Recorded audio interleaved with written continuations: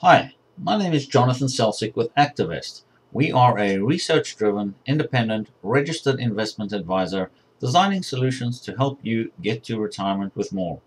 Today I'm going to walk you through our Actavest Balanced Plus Allocation solution designed to provide an improved outcome over traditional balanced funds like 60/40 or target date, which are the universal investment vehicle used for most retirement investment accounts.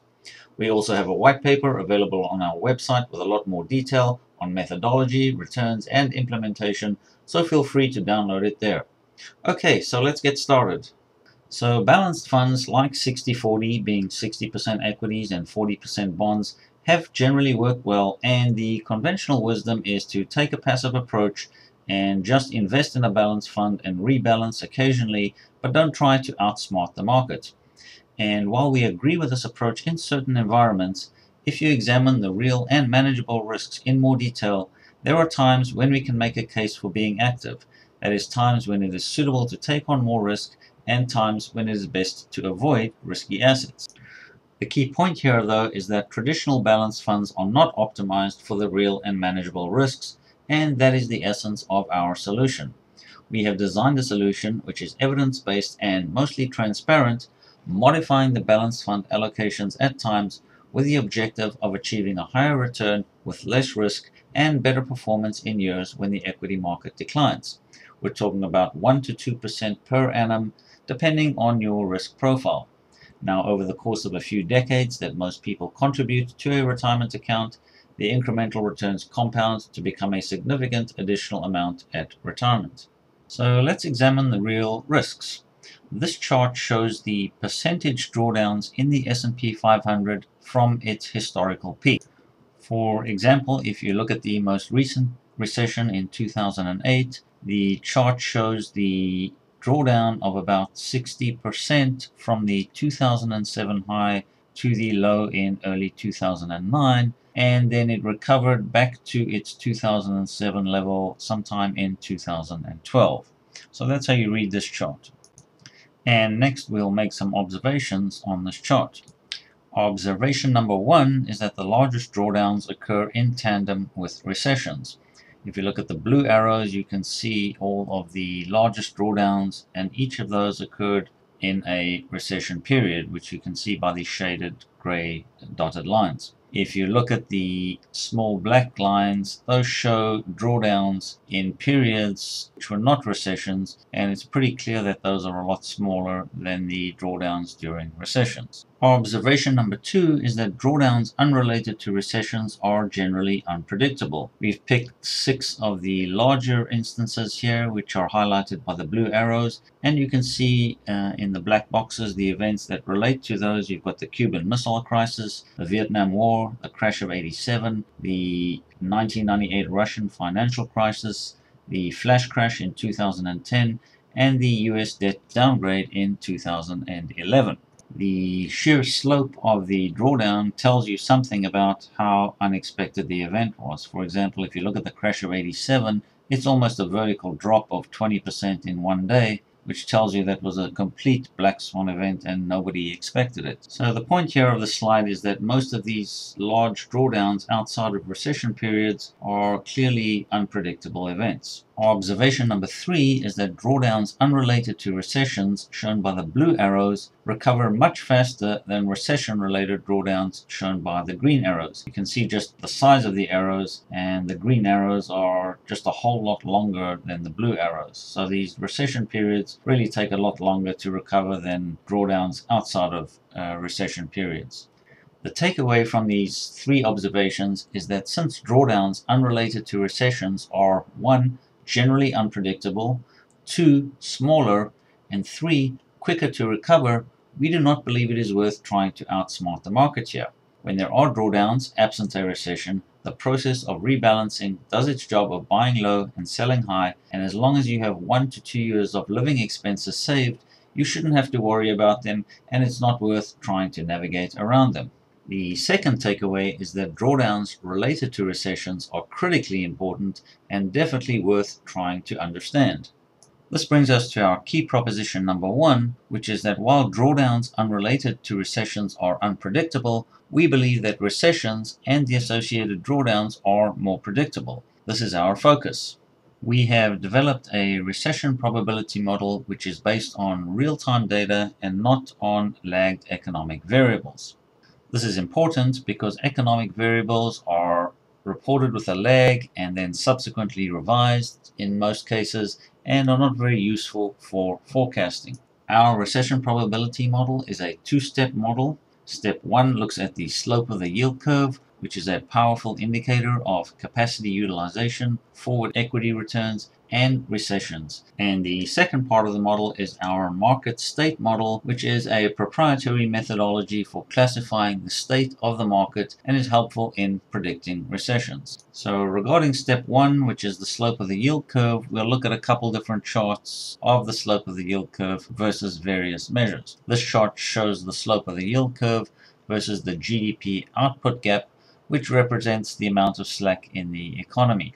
There is a very high correlation between these two measures, and you can see that as the slope of the yield curve narrows, so does the amount of economic slack in the economy. And basically, when you have decreasing slack in the economy, in other words, your capacity utilization is very high, it becomes harder to grow. And that really implies that we are near the end of an upcycle. This chart looks at the slope of the yield curve against forward returns in the equity market. And we're showing here 3-month returns and 1-year return. And you can see in the red box is returns when the slope is less than 1%. And in the green box shows returns when the slope is higher than 1%.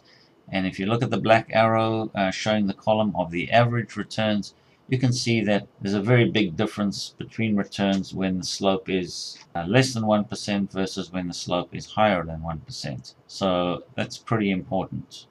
This chart is very important and shows the slope of the yield curve and recessions. You can see the red line represents a slope of 1%. And if you look at the green arrows, that shows instances where the slope of the yield curve is greater than 1%, and you can see that that invariably happens post-recession, which is shown by the gray shaded areas, and the red arrows show that when the slope of the yield curve is less than 1%, that invariably happens pre-recession. So this is a pretty powerful chart because going back to 1967, it's almost every single recession has been predicted by the slope of the yield curve. This brings us to our key proposition number 2, which is the following. If the slope of the yield curve is above 1%, there is little recession risk, plus the observations that we showed earlier that drawdowns recover fairly quickly lead us to propose that it is safe to add a little bit more equity exposure under these conditions. If the slope is below 1%, we have a higher recession risk and the chance of a prolonged drawdown is much higher,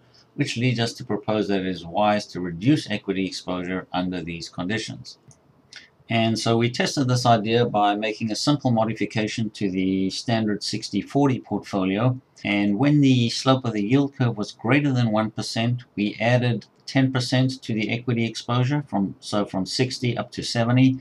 And when the slope of the yield curve was below 1%, we reduced the equity exposure down to 50%. So that would have been a 50-50 portfolio. And you can see in the chart the green shaded area represents the equity exposure and the blue shaded area represents our bond exposure. And the results of this simple strategy, starting in 1986 through 2018, would have resulted in an additional 0.64% per year with less risk than the traditional 60-40. So if you had invested $10,000 in 1986, you would have had an additional $39,000 in 2018. Next, we drilled a little deeper into periods when the slope of the yield curve is less than 1%. Just for reference, the New York Fed has a recession probability model, and according to their model, when you have a slope of 1%, that represents a recession probability of approximately 20%. So that just gives you some reference points. So focusing on the time periods when the slope of the yield curve is less than 1%, we know that When recession probability goes up, we really need to get more conservative because the negative implications are much larger and longer term. And this is where our proprietary research comes in. We look to the market to give us a signal, since the market is both real-time and forward-looking. Our market state model classifies the market into 8 states, which have a good correlation with both recession probability and forward volatility in the equity markets. The 8 states range from strong all the way down to weak, depending on how we observe the growth expectations from the market. Applying this model in times when the slope of the yield curve is below 1% would have predicted all recessions since 1967 with few false signals. So we think we have a pretty good real-time model for keeping track of the probability of a recession. So with our model combining steps 1 and 2 to estimate recession probabilities, the next step was to set up allocation rules and test it. The model is designed to be flexible to varying investor risk profiles, and the allocation rules are: when the recession probability is low, that is, the slope of the yield curve is greater than 1%, we take on a bit more equity risk and a bit less bond risk. And when recession is more likely, that is, the slope of the yield curve is below 1%, and the reading from our market state model is unfavorable, we reduce equity exposure in proportion to the probability of a recession, and we substitute that equity exposure with bond exposure. And we tested this on 2 Vanguard mutual funds since 1986, and depending on the risk level chosen, it resulted in an extra 1 to 2% per year, with less risk and good downside protection or outperformance in years when the equity market is down. And you should look at our white paper for detailed year-by-year results under various scenarios, which we show there. This chart shows our risk level 2 model with a 70% baseline equity allocation versus the 60-40 benchmark, and you can see it does nicely. The average annual outperformance on this model was 1.42% over the 60-40, but it outperformed the 60-40 in the last 2 recessions in 2000 and 2008 by a large margin, and so you have the compounding effect of that outperformance going back 10 and 18 years respectively. You should always look at the year-by-year returns though, because these equity curves can sometimes be deceiving depending on the sequence of outperformance. For example, if you took $10,000 and compounded that at 1.42% for 30 years, you'd only get an additional $5,000, but the reason we have an additional $104,000 is because of the large outperformance that happened 10 and 18 years ago. So you have to be a little careful with these equity curves.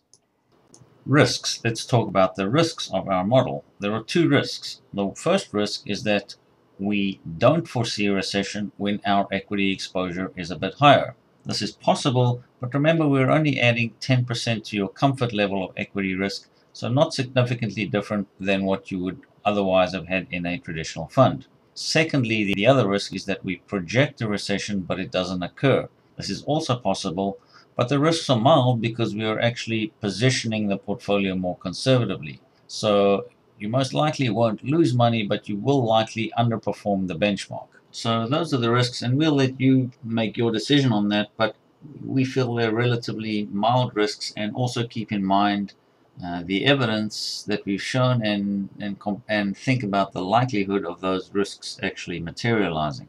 In other words, your real risk is really the probability of the event occurring, and multiplied by the severity of the event. Implementation, as we indicated earlier, the strategy is flexible to varying risk levels. It's the same strategy, but we have 4 different risk models depending on your choice of baseline equity allocation. So depending on how many years you have until retirement, if you had many years, you'd probably go with a more aggressive level. If you were close to retirement, you would choose something more conservative, which starts out with a lower equity allocation. But it's the same strategy, it's just that the baseline equity allocation changes. And so there are 4 choices there, and they all use the same ETFs. There are 4 low-cost ETFs, and you have exposure to the US total stock market. We've added 20% of our equity exposure being international large cap stocks, and our bond exposure is comprised of US longer term and intermediate term treasuries, and you can read our white paper for why we stick exclusively to government bonds and don't include corporate bonds in our portfolio. With respect to fees, the idea is that we want to get it done for the lowest fees possible for you. It's implemented using 4 low-cost ETFs from either Vanguard, iShares, or Schwab, with expense ratios generally less than 0.10% per year, so almost free. In addition, many of the custodians and brokerages now offer commission-free trading on these ETFs. So if you have an account with one of them, there's not going to be any trading commissions. And lastly, our fees are 0.25% per year, so that's $125 per year for every $50,000 invested. So all in all, your total cost should be around 0.33 or a third of 1% per year, which is pretty good for a proprietary, actively managed solution. So that's the whole story, but let me just recap the main points for you once more. Basically, recessions are the only thing for a long-term retirement saver worth worrying about, and in our opinion are reasonably predictable. If there is a low recession probability, then it makes sense to carry a higher equity allocation. Conversely, if there's a high probability of recession, then it makes sense to have a higher government bond allocation. Our evidence-based recession probability model, which updates in real time, would have done a good job at predicting previous recessions since 1967, and utilizing this model in a rules-based strategy delivers higher returns than the benchmark with lower risk and good tracking error. The model can accommodate varying investor risk profiles. Over the course of a few decades that most people contribute to a retirement account, the incremental returns compound to become a significant additional amount at retirement. And we offer an implementation option which is very low cost to help you keep more of your money. So that's it. We hope you enjoyed the presentation and learned something. If you'd like to learn more about it, please visit our website at www.actavest.com, and you can learn some more there and download the white paper, which has a lot more details. So thanks again, and we hope you'll consider it.